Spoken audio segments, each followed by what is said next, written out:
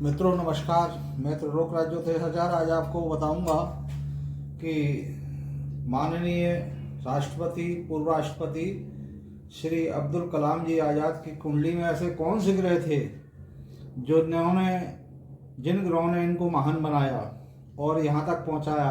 एक साधारण परिवार में जन्म लेकर के और यहाँ तक पहुँचे अपनी योग्यता के बल पर, अपनी काबिलियत के मन पर और अपने अच्छे गुणों के बल पर।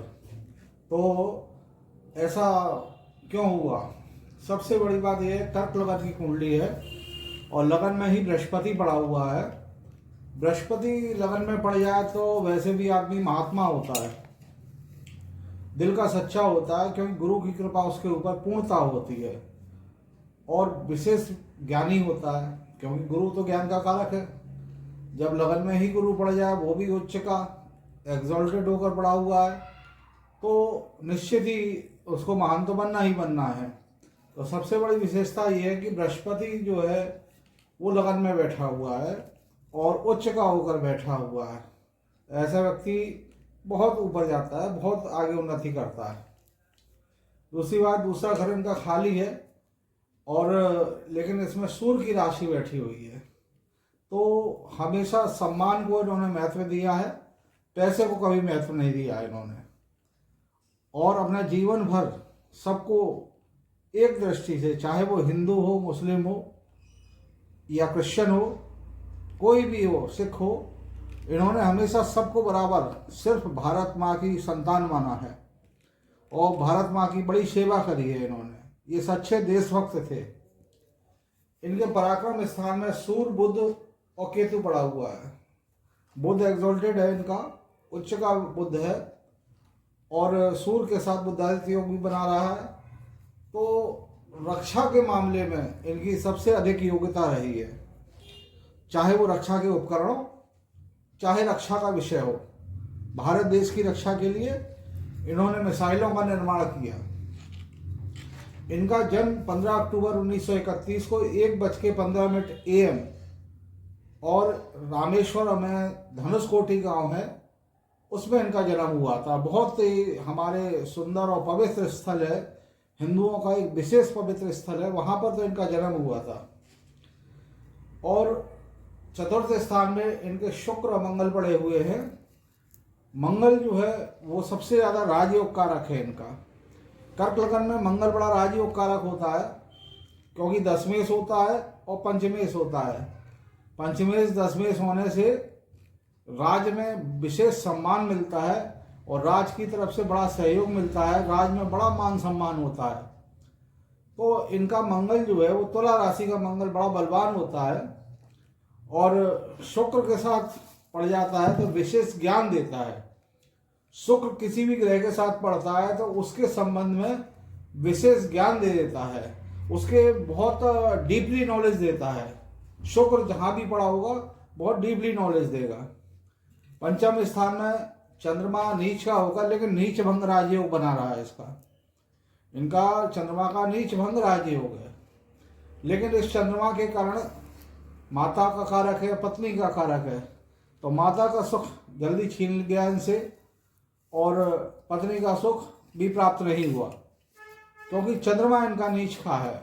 भला ही नीच भंग हो गया है, एक बहुत अच्छा योग बना है, लेकिन दो मामले में इसने माता का सुख और पति का सुख छीन लिया। इसके साथ छठे घर में जो शनि बैठा है, तो शत्रु इनके सामने नहीं टिके। कोई भी शत्रु ने अगर कोई ऐसी चीज बना दी है तो उससे दुगनी पावर की चीज इन्होंने बनाई है। इनको मिसाइल मैन कहा जाता था। अगर किसी देश ने 2000 किलोमीटर की मिसाइल बनाई है तो इन्होंने 4000 किलोमीटर की मिसाइल बनाई है। और इन्होंने इनके सहयोग से SLV थर्ड प्रक्षेपास्त्र बनाने का श्रेय भी इनको जाता है। 1980 में रोहिणी उपग्रह को पृथ्वी की कक्षा के निकट लाने में भी इनका बड़ा सहयोग है। अग्नि और पृथ्वी जैसी मिसाइल जिससे पूरा संसार कांप रहा है, आज भारत जो है सुपर पावर बनने की उसमें है, तो वो अग्नि और पृथ्वी जैसी मिसाइल भी इन्हीं के सहयोग से बनी है। और पोखरण में परमाणु परीक्षण किया इन्होंने इनके सहयोग से परमाणु परीक्षण हुआ और दूसरी बार भी परमाणु परीक्षण किया गया। ऐसी इनकी कुंडली थी कि रक्षा का काम, सबसे ज्यादा सुरक्षा और रक्षा, देश की रक्षा के लिए पराक्रम स्थान में ये 3 ग्रह बैठ गए हैं, तो इन्होंने बड़ा सहयोग किया है। और प्रारंभिक जीवन का थोड़ा कष्टमय रहा, लेकिन उसके बाद फिर उन्होंने अपने बलबूते पढ़ाई करी और बहुत ये एरोनॉटिकल उसमें जो है विशेष योग्यता प्राप्त करी इन्होंने। और इसके साथ में इनको एक दिव्य ज्ञान था और बहुत ज़्यादा पढ़ाई करते थे, किताबों से बड़ा प्रेम था इनको और मोटिवेशन करते थे, नए बच्चों को और युवाओं को मोटिवेशन भी करते थे। उन्होंने किताबें भी ऐसी लिखी हैं कि जिनको अगर पढ़ ले व्यक्ति तो बहुत सफल एक व्यक्ति बन सकता है। इनकी दशा जो चली है वो 1936 से 53 तक जो है वो बुध की दशा चली है इनकी, और केतु की दशा 1953 से 1960 तक चली। उसके बाद 60 के बाद जो शुक्र की 20 साल की महादशा चली है उसमें विशेष ज्ञान प्राप्त हुआ, विशेष सम्मान प्राप्त हुआ और इनको बहुत एक ये कह लिया जाए कि दिव्य ज्ञान इनको था। इसके बाद 80 से 86 तक सूर्य की महादशा चली, होम नाम कामयाबी रहा और जो 27 जुलाई 2015 को आपका इंतकाल हो गया। लेकिन इन्होंने जो भारत के लिए सेवा करी है वो हमेशा अमर रहेंगे और हमारे दिलों पर राज करेंगे वो, और राज करते हैं। आज भी हम अगर किसी अच्छे वैज्ञानिक का नाम लेते हैं तो वो APJ अब्दुल कलाम जी थे, और उन्होंने जो भारत को जो देन दी है वो भारत हमेशा उनका ऋणी रहेगा। और भारत जो है, जो आज परमाणु शक्ति और सुपर पावर बनने जा रहा है, उसमें बहुत बड़ा योगदान अब्दुल कलाम जी का है। वो देश के लिए करते थे, जो भी करते थे देश के लिए करते थे, और पढ़ते पढ़ाते ही उनका इंतकाल हुआ। वो एक उसमें लेक्चर दे रहे थे एक विद्यालय में, और वो लेक्चर देते ही उनके हार्ट का प्रॉब्लम हुई और 2 घंटे बाद ही उनकी मृत्यु हो गई।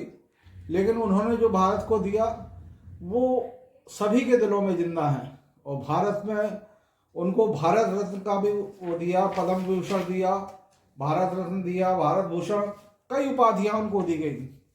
तो वो जितनी भी उपाधियां दी जाए उनके लिए कम है। लेकिन उनके ग्रहों में जो सबसे बड़ा सहयोग किया गया है वो लगन के बृहस्पति पे, जो बृहस्पति उच्च का वो करके बैठ जाए लगन में, और मंगल जो है तुला राशि का जो कर्क लगन में बैठ जाए, तो ये बहुत आगे ले जाता है। और इन्होंने राष्ट्रपति भी बने आप, और इनको राष्ट्रपति चुना गया। और एक बहुत बड़ी बात थी कि सबकी सहमति से 90% वोट इनको मिले थे, अपोजिशन वालों के भी, और जिस पार्टी से ये थे उनके तो मिले ही, लेकिन अपोजिशन वालों ने भी इन्हें निर्विरोध चुना और 90% वोटिंग में ये राष्ट्रपति चुने गए। और भारत के सबसे ऊंचे पद पे, भारत का सबसे ऊंचा पद राष्ट्रपति का होता है, उसको इन्होंने प्राप्त किया। तो उसका कारण था ये मंगल जो है जिसने है, और उस समय मंगल की ही दशा चल रही थी 1996 से 2003 तक, इसी बीच राष्ट्रपति चुने गए। तो मंगल ने राजयोग दिया, दिव्य ज्ञान दिया, और जो इनका त्याग तपस्या है उनको हम कभी भुला नहीं सकते। ऐसे लोग भारत में जन्म लेते रहे, हमारी यही कामना है कि ऐसे भारत के रत्न, भारत के लाल, ऐसे बहुत से लोग भारत में जन्म लें और भारत का नाम रोशन करें। इन्हीं शब्दों के साथ नमस्कार, धन्यवाद।